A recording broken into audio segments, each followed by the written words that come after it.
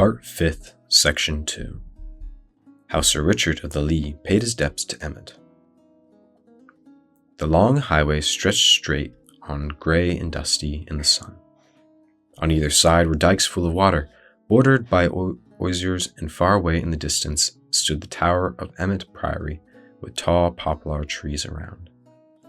Along the causeway rode a knight with a score of stout men at arms behind him. The knight was clad in a plain long robe of grey serge, gathered in at the waist with a broad leather belt, from which hung a long dagger and a stout sword. But though he was so plainly dressed himself, the horse he rode was a noble barb, and its trappings were rich with silk and silver bells. So thus the band journeyed along the causeway between the dikes, till at last they reached the great gate of Emmet Priory, where the knight called to one of his men, and bade him knock at the porter's lodge with the heft of his sword. The porter was drowsy on his bench within the lodge, but at the knock he roused himself, and opened the wicket, came hobbling forth, and greeted the knight, with a tame starling that hung in a wicker cage within piped out, "In culio quies," such being the words that the poor lame porter had taught him to speak. "Where is thy prior?" asked the knight of the old porter. "He is at meat, good knight, and he looketh for thy coming," quoth the porter, "for, if I mistake not, thou art Richard of the Lea." "I am Sir Richard of the Lea, and I will go seek him forthwith," said the knight. "But shall I not send thy horse to stable?" said the porter. "By Our Lady, it is the noblest nag, and the best harnessed, that we've ever saw in all my life before," and he stroked the horse's flank with his palm. "Nay," quoth Sir Richard, "the stables of this place are not for me, so make way, I pray thee." So saying, he pushed forward, and the gates behind being opened, he entered the stony courtyard of the priory, his men behind him. If they came with rattle of steel and clashing of swords and ring of horses' feet on cobblestone, whereat a flock of pigeons that strutted in the sun flew with flapping wings to the high eaves of the round towers. While the knight was riding along the causeway to Emmet, a merry feast was toward in the refectory there. The afternoon sun streamed in through the great arched windows and lay in broad squares of light upon the stone floor and across the broad covered with a snowy linen cloth, whereupon was spread a priestly feast. At the head of the table sat Prior Vincent of Emmet, all clad in soft robes of fine cloth and silk. On his head was a black velvet cap, picked out with gold, and around his neck hung a heavy chain of gold, with a great locket pendant therefrom. Beside him, on the arm of his great chair, roosted his favorite falcon, for the prior was fond of the gentle craft of hawking. On his right hand sat the sheriff of Nottingham, in rich robes of purple, all trimmed about with fur, and on his left a famous doctor of law in dark and sober garb. Below these sat the high celler of Emmet, and other chief among the brethren. Jest and laughter passed round, and all was as merry could be. The wizened face of the man of law was twisted in a wrinkled smile, for in his pouch was a 80 golden angels that the prior had paid him in fee for the case between him and Sir Richard of the Lea. The learned doctor had been paid beforehand, for he had not overmuch trust in the holy Vincent of Emmet. Quoth the sheriff of Nottingham, "But art thou, Sir Prior, that thou hast the land so safe?" "I marry," said the Prior Vincent, smacking his lips after a deep draught of wine.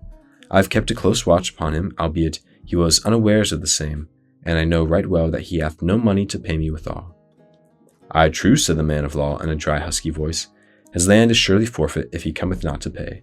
But, Sir Prior, thou must get a release beneath his sign manual, or else thou canst not hope to hold the land without trouble from him."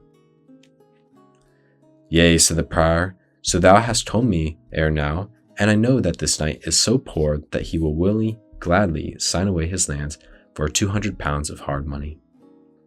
Then up spake the high cellarer, "Methinks it a shame to so drive a misfortunate knight to the ditch. I think it sorrow that the noble estate in Derbyshire should so pass away from him for a paltry 500 pounds. Truly I—" "How now?" broke in the prior in a quivering voice, his eyes glistening and his cheek red with anger. "Dost thou prate to my very beard? See here." By Sir Saint Herbert, thou hast best save thy breath to cool thy pottage, else it may scald thy mouth. Nay, said the man of law smoothly, I dare swear this same knight will never come to settle this day, but will prove recreant. Nevertheless, we will seek some means to gain his lands from him, so never fear. And then, as the doctor spoke, there came a sudden clatter of horse hoofs and a jingle of iron mail in the courtyard below. Then up spake the prior, and called upon one of the brethren that sat below the salt, and bade him look out of the window and see who was below, albeit he knew right well it could be none other but Sir Richard. So the brother arose and went and looked, and he said, I see below a score of stout men-at-arms, and a knight just dismounting from his horse. He is dressed in long robes of grey, which methinks are of poor seeming, but the horse he rideth upon hath the richest coursing that I saw. The knights dismounted, and they came this way, and even now below in the great hall. Lo, see ye there now, quoth Prior Vincent. Here ye have a knight with so lean a purse as scarce to buy him a crust of bread to munch, yet he keeps a band of retainers, and puts rich trappings upon his horse's hide, which his own back goeth bare. It is not well that such men should be brought low. But art thou sure, said the low doctor tremulously, that this knight would do us no harm? Such as he are fierce when crossed, and he hath a band of naughty men at his heels. Mayhaps thou hadst better give an extension of his debt. Thus he spake, for he was afraid Sir Richard might do him a harm. Thou needest not fear, said the prior, looking down at the little man beside him. This knight is gentle, and would not soon think of harming an old woman as thee. As the prior finished, a door at the lower end of the refectory swung open, and in came Sir Richard, with folded hands and head bowed upon his breast. Thus humbly he walked slowly up the hall, while his men-at-arms stood about the door. Then he had come to where the prior sat. He knelt upon one knee. Save and keep thee, Sir Prior, said he. I have come to keep my day. Then the first word the prior said to him was, Hast thou brought my money? Alas, I have not so much as one penny upon my body, said the knight, whereat the prior's eyes sparkled. Now thou art a shrewd debtor, I wot, said he. Then, Sir Sheriff, I drink to thee. But still the knight kneeled upon the hearthstones, so the prior turned to him again. What wouldst thou have? Quoth he sharply. At these words a slow red mounted into the knight's cheeks, but still he knelt. I would crave thy mercy, said he. As thou hopest for heaven's mercy, show mercy to me. Strip me not of my lands, and so reduce a true knight to poverty. Thy day is broken, and thy lands forfeit, said the man of law, plucking up his spirit at the knight's humble speech. Quoth Sir Richard, Thou, man of law, wilt thou not befriend me in mine hour of need? Nay, said the other, I hold with this holy prior, who hath paid me my fees in hard gold, so that I am bounder to him. Wilt thou not be my friend, Sir Sheriff? Said Richard. Nay, for heaven, quoth the Sheriff of Nottingham, this is no business of mine, yet I will do what I may, and he nudged the prior beneath the cloak with his knee. Wilt thou not ease him of some of his debts, Sir Prior? At this the prior smiled grimly. Pay me 300 pounds, Sir Richard, said he, and I will give thee quittance of thy debt. Thou knowest, Sir Prior, that it was as easy for me to pay 400 pounds as 300, said Sir Richard. Wilt thou not give me another 12 months to pay my debt? Not another day, said the prior sternly. And is this all thou wilt do for me? Asked the knight. Now out upon thee, false knight, cried the prior, bursting forth in anger. Either pay thy debt, I have said, or release thy land, and get thee gone from out of my hall. Then Sir Richard rose to his feet. Thou false lying priest, said he so sternly a voice that the man of law shrunk affrighted. I am no false knight, as thou knowest well, but have even held my place in the press and the tourney. Thou hast so little courtesy, thou wilt see a true knight kneel for all this time, or see him come into thy hall, and never offer him meat or drink. Then quoth the man of law in a trembling voice, This is surely an ill way to talk of matters appertaining to business. Let us be mild in speech. Wilt thou pay this knight, Sir Prior, to give thee release of his land? I would have given him 200 pounds, quoth the prior, but since he hath spoken so vilely to my teeth, not one grout over 100 pounds will he get. Hast thou offered me 1,000 pounds, false prior? Said the knight. Thou wouldst not have got an inch of my land." Then, turning to where his men-at-arms stood near the door, he said, "Come hither," and beckoned with his finger, whereupon the tallest of them all came forward and handed him a long leather bag. Sir Richard took the bag and shot from it upon the table a glittering stream of golden money. "Bear in mind, Sir Prior," said he, "that thou hast promised me quittance for 300 pounds. Not 1 farthing above that shalt thou get."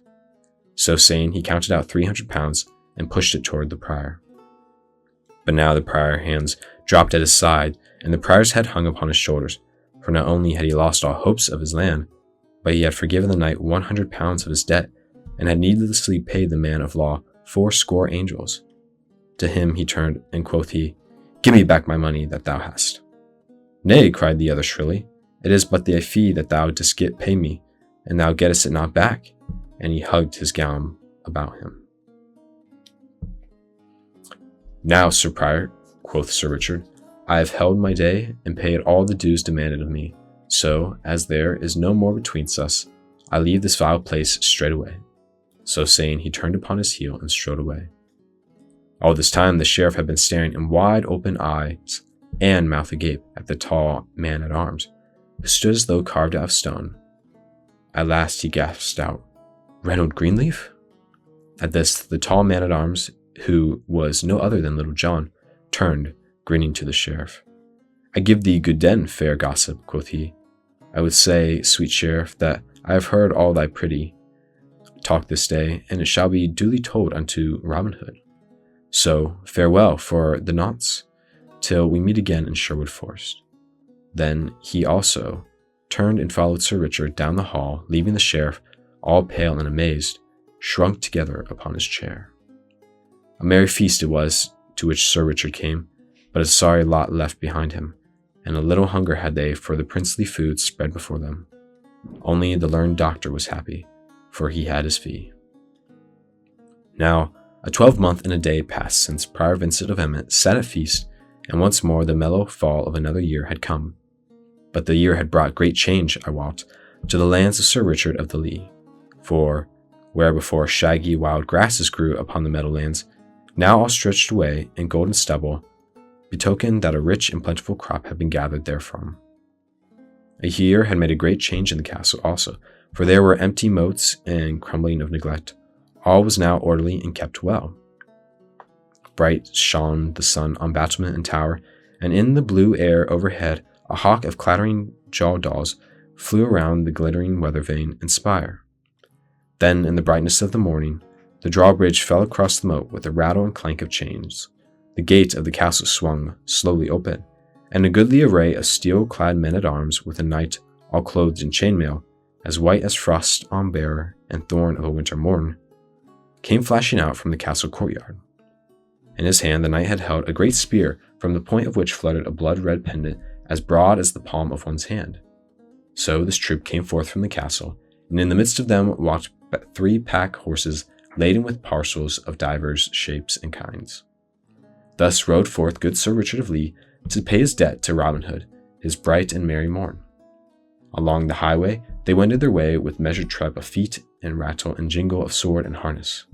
Onward they marched till they came nigh to Denby, where, from the top of the hill, they saw over beyond the town many grey flags and streamers floating in the bright air. Then Sir Richard turned to the man-at-arms nearest to him. "What is toward yonder at Denbury today?" quoth he. "Please your worship," answered the man-at-arms, "a merry fair is held there today, and a great wrestling match, to which many folk have come, for a prize hath been offered of a pipe of red wine, a fair golden ring, and a pair of gloves, all of which go to the best wrestler." "Now, by my faith," quoth Sir Richard, who loved good manly sports right well, "this will be a goodly thing to see. Methinks me have to stay a little while on our journey, and see this merry sport." So he turned his horse's head aside towards Denbury, and then, fair and thither, he and his men made their way. There they found a great hubbub of merriment. Flags and streamers were floating, tumblers were tumbling on the green, bagpipes were playing, and lasses were dancing to the music. But the crowd were gathering most of all around a ring where the wrestling was going forward, and hither Sir Richard and his men turned their steps. Now then, the judges of the wrestling saw Sir Richard coming and knew who he was. The chief of them came down from the bench where he and the others sat, and went to the knight and took him by the hand, beseeching him to come and sit with them and judge the sport. So Sir Richard got down from his horse and went with the others to the bench, rising beside the ring. Now there had been great doings that morning, for a certain yeoman named Egbert, who had come from Stoke over in Staffordshire, had thrown with ease all those that came against him. But a man of Denbury, well known throughout all the countryside as William of the Scar, had been biding his time with the Stoke man. So when Egbert had thrown everyone else, stout William leaped into the ring. Then a tough bout followed, and at last he threw Egbert heavily, whereat there was a great shouting and shaking of hands, for all the Denbury men were proud of their wrestler. Then Sir Richard came. He found stout William, puffed up by the stouts of his friends, and walked up and down the ring, daring anyone to come and try and throw with him. "Come one, come all," quoth he. "Here stand I, William of the Scar, against any man. If there is none in Derbyshire to come against me, come all who will, from Nottingham, Stafford, or York. If I do not make them one and all root the ground with their noses like swine in the forest, call me no more brave William the wrestler." At this all laughed, but above all the laugh a loud voice was heard to cry out, "Sin, thou talkest so big. Here cometh one from Nottinghamshire to try a fall with thee, fellow." And straightway a tall youth with a tough quarterstaff in hand came pushing his way through the crowd, and at last leaped lightly over the rope and into the ring. He was not as heavy as stout William, but he was taller and broader in the shoulders, and all his joints were well knit, for Sir Richard looked upon him keenly. Then, turning to one of the judges, he said, "Knowest thou who this youth is? Methinks I have seen him before." "Nay," said the judge, "he is a stranger to me." Meantime, without a word, the young man, laying aside his quarterstaff, began to take off his jerkin and body clothing, until he presently stood with naked arms and body, and a comely sight he was when he bared to the view, for his muscles were cut round and smooth and sharp like a swift running water. And now each man spat upon his hands and clapped them upon his knees and squatted down, watching the other keenly, so as to take the vantage of him in the grip. Then, like a flash, they leaped together, and a great shout went up, for William had gotten the better hold of the two. For a short time they strained and struggled and withered, and then stout William gave his most cunning trip and throw. But the stranger met it with greater skill than his, and so the trip came to naught. Then of a sudden, with a twist and a wrench, the stranger loosened himself, and he of the Scar found himself locked in a pair of arms that fairly made his ribs cracked. So, with heavy, hot breathing, they stood for a while straining, their bodies all glistening with sweat, and great drops of sweat trickling down their faces. But the stranger's hug was so close that at last stout William's muscles softened under his grip, and he gave a sob. Then the youth put forth all his strength and gave a sudden trip with his heel and a cast over his right hip, and down stout William went with a sickening thud, and lay as though he would never move hand nor foot again. But now no shout went up for the stranger, but an angry murmur was heard among the crowd. So easily had he won the match. Then one of the judges, a kinsman of William of the Scar, rose with trembling lip and baleful look. Quoth he, "If thou hast slain that man, it will go ill with thee. Let me tell thee, fellow." But the stranger answered boldly, "He took his chance with me as I took mine with him. No law can touch me to harm me, even if I slew him, so that if it was fairly done in the wrestling ring." "That we shall see," said the judge, scowling upon the youth, while once more an angry murmur ran around the crowd, for, as I have said, the men of Denby were proud of stout William of the Scar. Then up spoke Sir Richard gently. "Nay," said he, "the youth is right. If the other dieth, he dieth in the wrestling ring, where he took his chance and was cast fairly enow." But in the meantime, 3 men had come forward and lifted stout William from the ground, and found that he was not dead, though badly shaken by his heavy fall. Then the chief judge rose and said, "Young man, the prize is duly thine. Here is the red gold ring, and here the gloves, and yonder stands the pipe of wine to do with whatever thou dost list." At this the youth, who had donned his clothes and taken up his staff again, bowed without a word. Then taking the gloves and the ring, and thrusting the one in his girdle and slipping the other upon his thumb, he turned and leaped lightly over the rope again, made his way through the crowd, and was gone. "Now I wonder who yon youth may be," said the judge, turning to Sir Richard. He seemeth like a stout Saxon from his red cheeks and fair hair. This William of ours is a stout man too, and never have I seen him cast in the ring before, albeit he hath not yet striven with such great wrestlers as Thomas of Cornwall, Deacon of the York, and young David of Doncaster. Hath he not a firm footing in the ring? Methinkest thou, Sir Richard? Ay, truly, and yet this youth threw him fairly, and with wondrous ease. I much wonder who you can be. Thus said Sir Richard in a thoughtful voice. For the time the knight stood talking to those around him, but alas he arose and made ready to depart. So he called his men about him, and tightening the girths of his saddle, he mounted his horse once more. Meanwhile, the young stranger had made his way through the crowd, but as he passed he heard all around him such words muttering as, Look at the cockerel. Behold how he plummeth himself. I dare swear he casts good William unfairly. Yea, truly, saw ye not birdlime upon his hands? It would be well to cut his cock's comb. To all this the stranger paid no heed, but strode proudly about as though he heard it not. So he walked slowly across the green to where the booth stood wherein was dancing, and standing at the door, he looked in on the sport. As he stood thus, a stone struck his arm, for a sudden with a sharp jar, and turning, he saw that an angry crowd of men had followed him from the wrestling ring. Then, when they saw him turn so, a great hooting and yelling arose from all, so that the folk came running out from the dancing booth to see what was to do. Alas, a tall, broad-shouldered, burly blacksmith strode forward from the crowd, swinging a mighty blackthorn club in his hand. Wast thou come here to our fair town of Denby, quoth Jack in the box, to overcome a good honest lad with vile juggling tricks? Growled he in a deep voice, like the bellow of an angry bull. Take that, then. And of a sudden he struck a blow at the youth that might have felled an ox. But the other turned the blow deftly aside, and gave back another so terrible that the Denby man went down with a groan as though he had been smitten by lightning. When they saw their leader fall, the crowd gave another angry shout, but the stranger placed his back against the tent near which he stood, swinging his terrible staff, and so fell had been the blow that he struck the stout smith that none dared to come within the measure of his cudgel. So the press crowded back, like a pack of dogs from a bear at bay.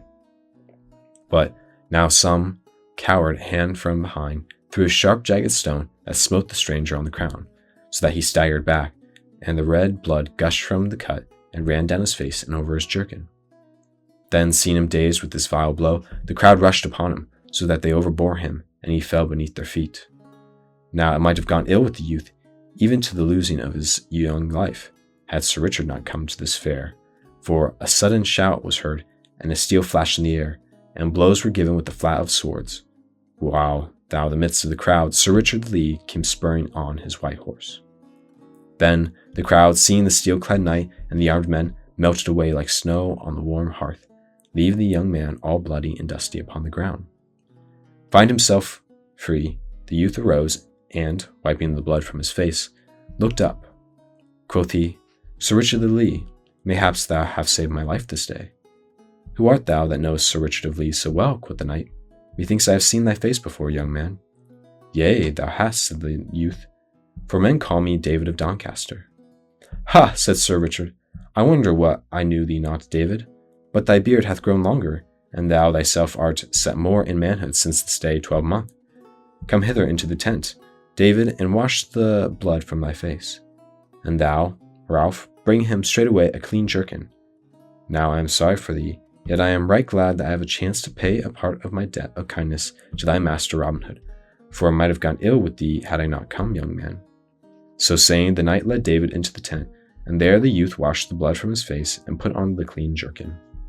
In the meantime, a whisper had gone around from those that stood nearest that this was none other than the great David of Doncaster, the best wrestler in all the mid-country, who only last spring had cast stout Adam Lachlan in the ring at Selbury in Yorkshire, and now held the mid-country champion belt. Thus it happened that when young David came forth from the tent along with Sir Richard, the blood all washed from his face, and his soiled jerkin changed to a clean one, no sounds of anger were heard, but all pressed forward to see the young man, feeling proud that one of the greatest wrestlers of England should have entered the ring at Denbury Fair, for thus fickle is a mass of men. Then Sir Richard called aloud, Friends, this is David of Doncaster. So think it no shame that your Denbury man was cast by such a wrestler. He beareth you no ill will for what thou hast passed, but let it be a warning to you how ye treat strangers henceforth. Had ye slain him, it would have been an ill day for you, for Robin Hood would have harried your town as the Kessel harries the dove at cost. I have brought the pipe of wine from him, and now I give it freely to you to drink, as ye list. And never hereafter word should fall upon a man for being a stout yeoman. At this all shouted amain, but in truth they thought more of the wine than of the knight's words. Then Sir Richard, with David beside him, and his men-at-arms around, turned about and left the fair. But in after days, when the men that saw that the wrestling about were bent with age, they would shake their heads when they heard of a stalwart game, and say, Aye, aye, but thou should have seen the great David of Doncaster cast stout William of the Scar at Denbury Fair.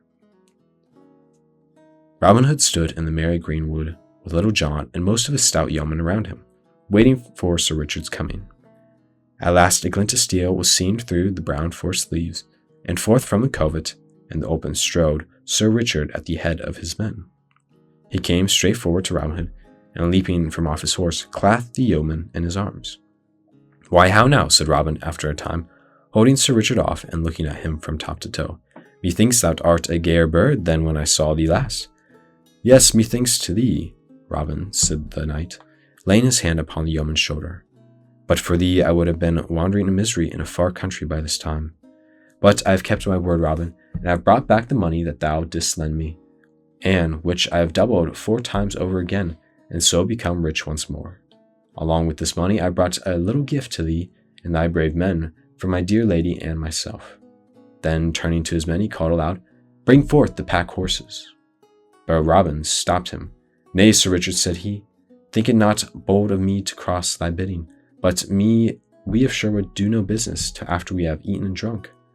Whereupon, taking Sir Richard by the hand, he led him to the seat beneath the greenwood tree, while others of the chief men of the band came and seated themselves around. Then quoth Robin, How cometh it that I saw young David of Doncaster with thee and thy men, Sir Knight?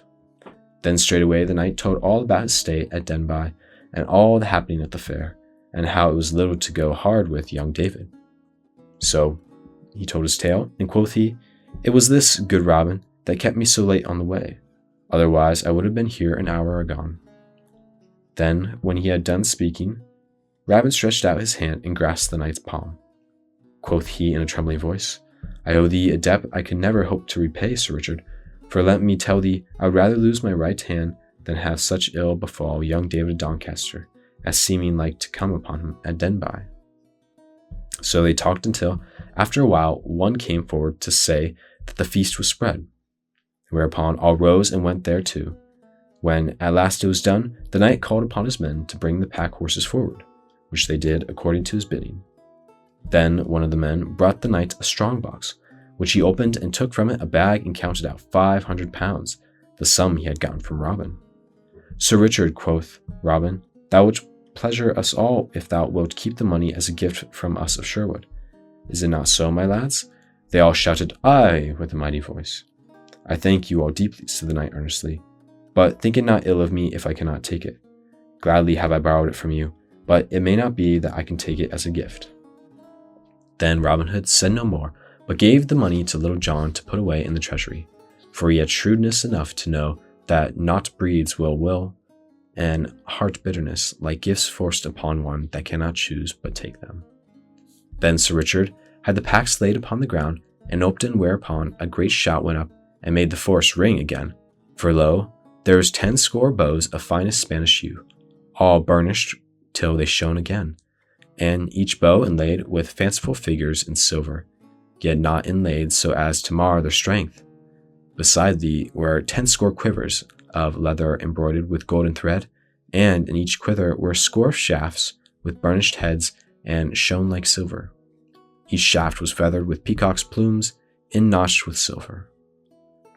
Sir Richard gave to each yeoman a bow and a quiver of arrows, but to Robin he gave a stout bow, inlaid with the cunningest workmanship in gold, while each arrow in his quiver was in-notched with gold. Then all shouted again for joy of the fair gift, and all swore among them that they would die if need be for Sir Richard and his lady.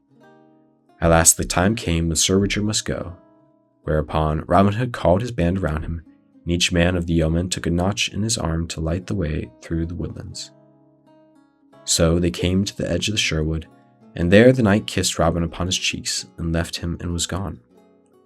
Thus Robin Hood helped a noble knight out of his dire misfortunes that else would have smothered the happiness from his life. Now listen, and you shall hear of a certain merry adventure that befell Robin Hood and Little John, and how one turned beggar and the other barefoot friar, likewise that each gained thereby.